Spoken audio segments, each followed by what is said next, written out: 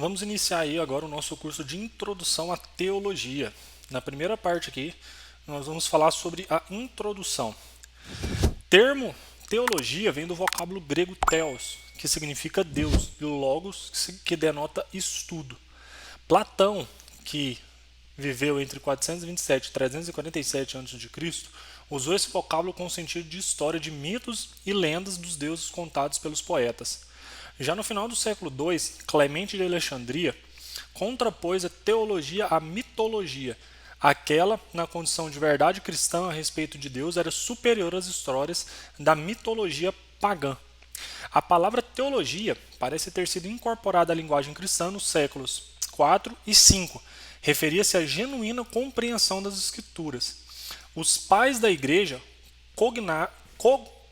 cognominaram o evangelista João, o teólogo, por tratar mais detalhadamente do relacionamento interno das pessoas da Trindade. Gregório de Nazianzo também recebeu esse título, especialmente pela defesa da divindade de Cristo. João Calvino foi denominado o teólogo por Felipe. Quais são os objetivos da teologia? Deus é o supremo ser que criou até agora e sustenta tudo o que existe. E a teologia procura entender e articular de uma maneira sistemática a informação por ele revelada a nós. A teologia é um estudo, sempre em andamento, pois o homem é finito e não chega a um ponto de compreender plenamente o infinito, ou seja, Deus. Dois pontos importantes. O texto bíblico apresenta Deus muito mais através do que faz do que por meio da descrição abstratas e proposicionais. Não se deve separar teologia do conceito de revelação, pois é somente pela autorrevelação de Deus que se pode conhecer a Deus. Por quê? Porque o homem não pode conhecer Deus sem a revelação dele, sem a autorrevelação dele. Então Deus precisa se revelar para o homem de forma que ele possa o conhecer. Sem isso é impossível. Sem a revelação é impossível realmente fazer um estudo teológico. O saber de Deus parte das criaturas, não poderia ser um saber prático, e sim somente saber teórico. Por quê? Porque as criaturas não poderiam conhecer o Criador de maneira prática, apenas por autorrevelação dele próprio. Então Deus é um ponto de referência de todos os temas da teologia. Teologia não é um produto da imaginação humana. E agora, quem são aí os pensadores da teologia? É de conhecimento geral que a palavra Deus surgiu do contexto histórico do povo judeu. 3/4 da Bíblia foram escritos na língua hebraica, e apesar de quase todo o restante das escrituras ter sido escrito em grego, o raciocínio subjacente é ampla maioria dos documentos do Novo Testamento é nitidamente hebraico. Isso quer dizer que, embora as palavras sejam gregas, o pensamento é semítico hebraico.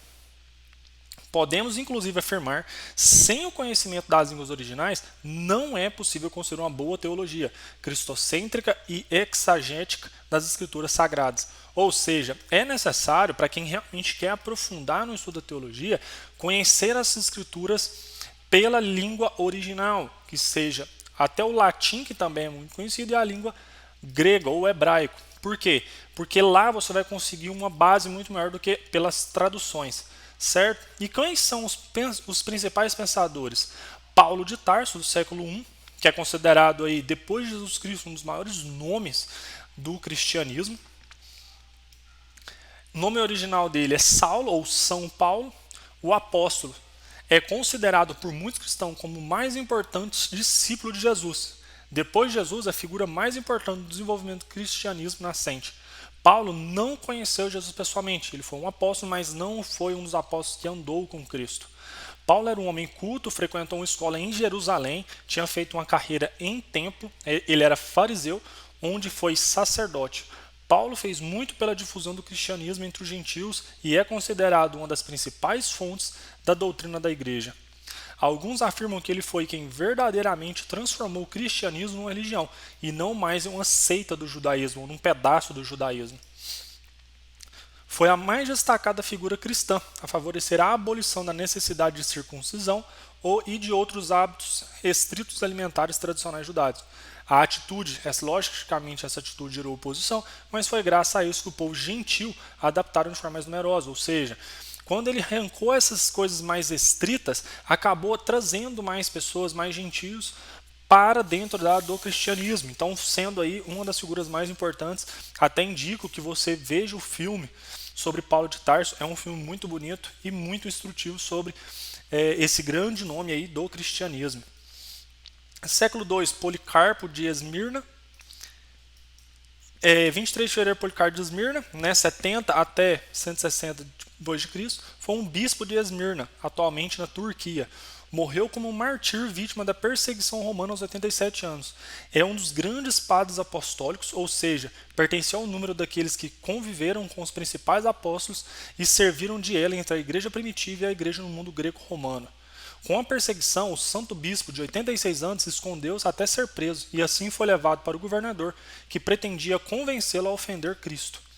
Policarpo, porém, proferiu essas palavras: há 86 anos sirvo a Cristo, e nenhum mal tenho recebido dele. Como poderei rejeitar aquele a quem prestei culto e reconheço o meu Salvador? Condenado no estádio da cidade, ele próprio subiu à fogueira e testemunhou para o povo: sede bendito para sempre, ó Senhor, que o vosso nome adorável seja glorificado por todos os séculos.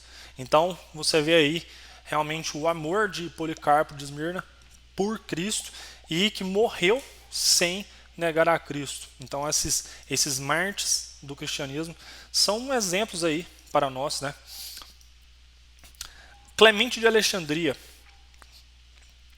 Tito Flávio Clemente, nome Clemente de Alexandria, escritor grego, teólogo e mitógrafo cristão, nascido em Atenas, pesquisador de lenas menos compatíveis com os valores cristãos, defensor da rebelião contra a opressão que levou ao conceito de guerra justa, considerando o fundador da Escola de Teologia de Alexandria.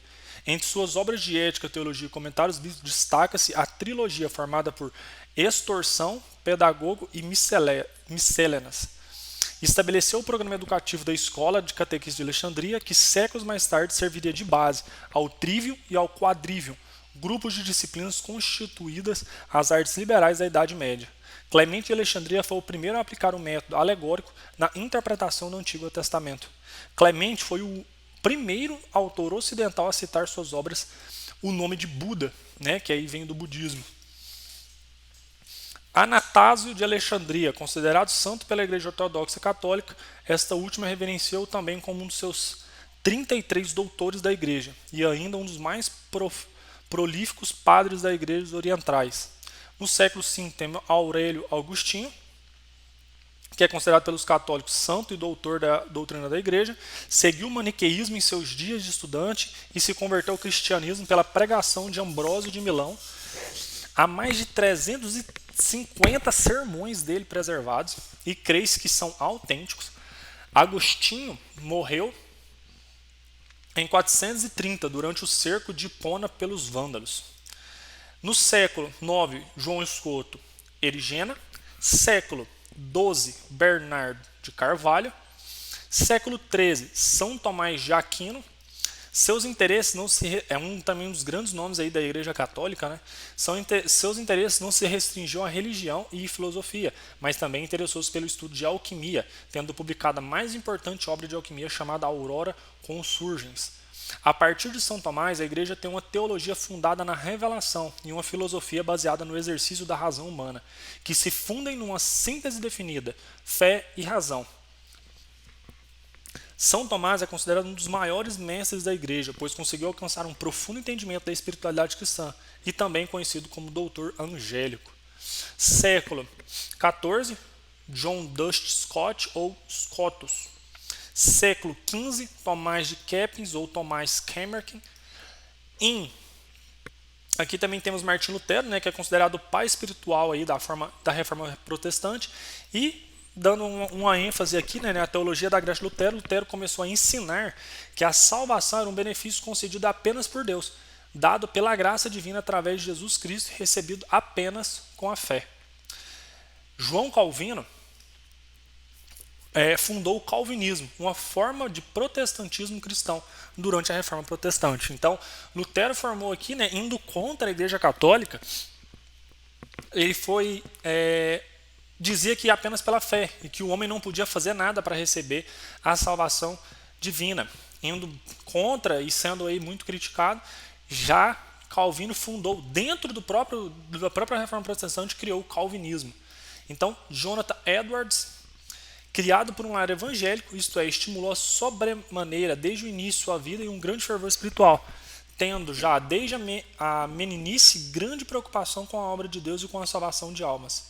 Em 1750, depois de pastorear a igreja congregacional de Northampton por 23 anos, Jonathan foi despedido pela igreja por ser contrário à prática de se servir a ceia do Senhor a pessoas não convertidas, prática instituída por seu avô e que era do gosto da igreja. No século XIX, Charles foi um pregador, teólogo e avivalista estadunidense. Seu ministério é mais conhecido por incluir novas medidas na pregação e mudar o entendimento teológico do avivamento. Deixou dezenas de sermões e uma obra de teologia sistemática. Sua teologia influenciou o pentecostalismo, especialmente sobre o batismo do Espírito Santo após a conversão. No século XX temos Clive, que é conhecido como C.S. Lewis, foi o autor e escritor norte-irlandês. Tem sido chamado o porta-voz não oficial do cristianismo, que ele soube divulgar de forma magistral através de seus livros e palestras, onde ele apresenta sua crença na verdade literal das Escrituras Sagradas sobre o Filho de Deus, sua vida, morte e ressurreição. Foi chamado até de Elvis Presley evangélico, devido à sua popularidade. Tem vários livros aí, a gente até deixa a indicação para que vocês possam recorrer aos livros dele. E no século XXI temos aí Martin Luther King, um pastor norte-americano, que foi o prêmio Nobel, líder do movimento pelos direitos civis nos Estados Unidos, partidário na não violência na luta contra o racismo. Recebeu o prêmio Nobel da Paz em 1964, pouco antes do seu assassinato. Seu discurso mais famoso e lembrado é o I Have a Dream, eu tenho um sonho. E é muito triste, né, olhar que ele recebeu um prêmio Nobel antes do seu assassinato. Mas então é isso, a gente aqui tratou sobre os principais pensadores, sobre a etimologia da palavra. Então agora a gente vai falar um pouco sobre, na próxima aula, sobre as divisões da teologia, certo? Então até a próxima aula, um grande abraço e tchau! E aí, beleza? Fernando Vale aqui. Estou passando só para lhe dar um recado bem rápido, para você que acabou de ver essa aula e que gostaria de assistir as outras aulas desse curso. Bem, é bem fácil. Basta você clicar no link que está na descrição desse vídeo ou acessar www.novacursos.com.br.